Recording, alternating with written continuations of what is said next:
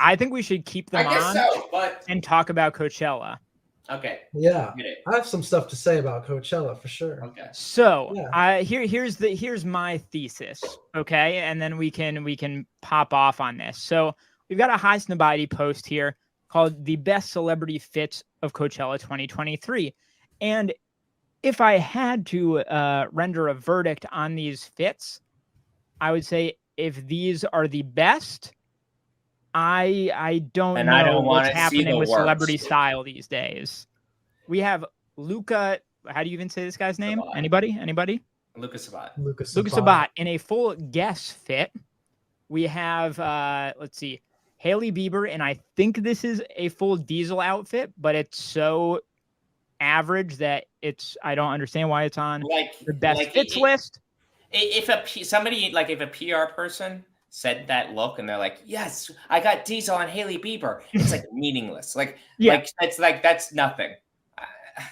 Jaden Smith literally looking like an infant that their hypebeast dad dressed to take out to LL Bean or whatever. I don't know. Post that like Travis Scott did with the hanger coat. I don't know if you've seen that picture. He's doing the exact same pose. Straight up. Ooh, no, I haven't. Okay, we got to find it. One question I wanted to ask you guys too is how do you guys feel about, within the context of celebrity styling, what do you guys think about being over the top for the sake of being over the top? Because I feel like we live in sort of an age where people do things for likes, they do things to expand their business, they do things to expand their exposure, they do things to gain attention, and it's good for their brand. And so I was thinking that sort of plays into a lot of their fashion. I mean, look at what I'm wearing right now. Yeah, of course. It's not always to be liked by everyone. This is for the likes. I think that fundamentally, my actual opinions are I am enthusiastic about the fact that fashion, especially men's fashion, has really kind of evolved over the last, like my life. I'm enthusiastic that celebrities, both men and women, have been more, there's more of a push or involvement of like clothing and having a fashion sense and defining themselves through fashion. That was not necessarily always the case, at least not as prevalent as is now. And I mean, I'm kind of supportive of people wearing outrageous, garish clothing, especially if it looks bad. I mean, I think the worst thing could be if you look back at the past decade or whatever, and you look at the 2020s and you think, wow, everybody dressed boring. There was no style. I would rather it be like, look at how our celebrities dressed. It was psychotic. That's better. I'm into that. I think people, if they want to like wear the most psycho clothing for their brand so that people will talk about it, so that they'll get more likes, I'm in favor of it. Is my honest thought. I'm not the type of person, and I don't think it's necessarily valuable to be pretentious about a thing and say like, it does not follow the rules. It's not dignified. As long as it's not like... And it's not like a high or low culture thing, I feel, either. Because, like, Shia Pirelli, I think, got popping off in the mainstream mostly by, getting their clothes on red carpet and, like, celebrities, right? Like, and that prints money these days. They've got much better distribution, and there's, like, a huge audience for what was like, a legacy brand until, like, they started doing the celebrity stuff. I mean, I bet there's just, like, I was just going to say, like, the PR teams behind these celebrities, there's, like, got to be a pipeline where whoever has the best PR is getting the weirdest outfits and they're becoming famous.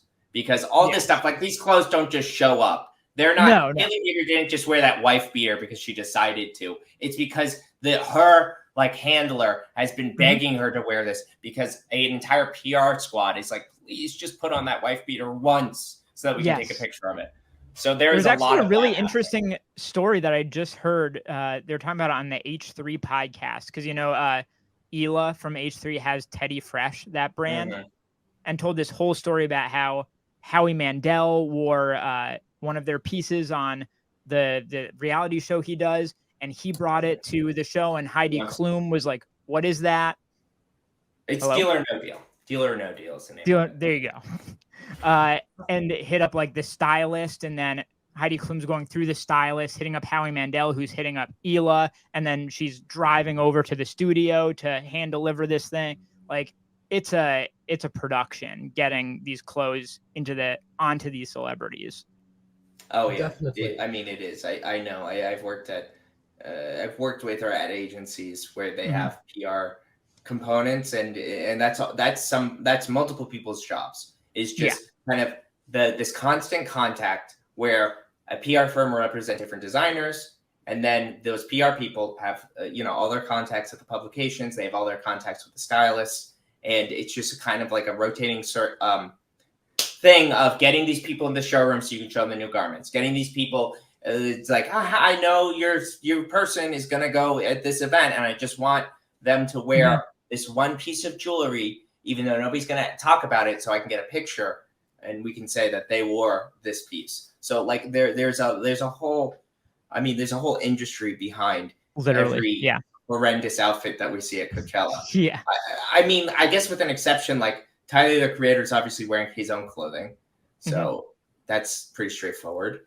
And I know it's literally a point that's written about in articles that Timothy Chalamet dresses himself. Like that's so notable that it has to be put in every article about him. Well, one of the reasons that I asked the question about being over the top for the sake of over the top is because I feel like if I could make a big macro statement about the state of fashion at the moment, I think maximalism has sort of lost its place a little bit. I think that Rick Owens is really popular, and Jerry Lorenzo is really popular, and diffusion lines are popular, and I think minimalism has sort of gained a lot of traction, and in that sense, exactly right. So on one hand, I think people do things to be over the top for the brand, but on the other hand, as you would say, Christian, the bombastic maximalism of Alessandro Michele's Gucci is not really working. It's not working. He left. So, they got rid of him. Exactly. He'll never be a Gucci. Yeah. A boof. I agree. I think I don't want to cut you off. I think that to some extent there's going to be a restrained period, and that could. I have a lot of theories for stretch and core. I mean, honestly, the video that I'm not publishing, I talked a little bit about this. There is actually a lot of studies about like luxury brands and their aesthetic dependent on economic cycles. And like during the recession, 2008, you saw a lot of luxury brands start producing a lot less logo mania stuff. And that's just kind of how it goes, because if you're rich, you don't want poor people to know. But you don't want them to riot. You don't want them to storm into LVMH's headquarters in France because they raised their retirement age by 2 years. Yeah. Yeah, I do think that there is an industrial element to that in terms of like financing, right? Because what can happen with like maximalism is it becomes like more expensive to manufacture. If you're there doing embroidery, that's like somebody you like have to now pay, right? And as finances get tighter and these companies have to like, deal with inventory and deal with all those sort of things, they're tightening their drawstrings, which means that the designs have to get simpler, easier to manufacture. You can kind of sell something like that is kind of positioned to be more quiet in the sense that like you have a simpler pattern, right? Yeah, it's derelict. I don't even say derelict, because derelict requires like a distressor to get involved, right? Yeah. Like that's what I'm saying. Like it's less distressed because it's another step they would have to pay for, and it's in the best interest of like the brands to kind of rotate into, I feel like a production that is more restrained. That is quote unquote, in the words of a Carrie employee, not for entertainment. So I think that's generally like the kind of Marxist read on it. It's like these companies are trying to push us on it because they can't afford to make it maximal anymore. It's interesting. We had Karsten Craning on a few weeks ago, and he made a point that I found really interesting. There you go. Meme Saint Laurent.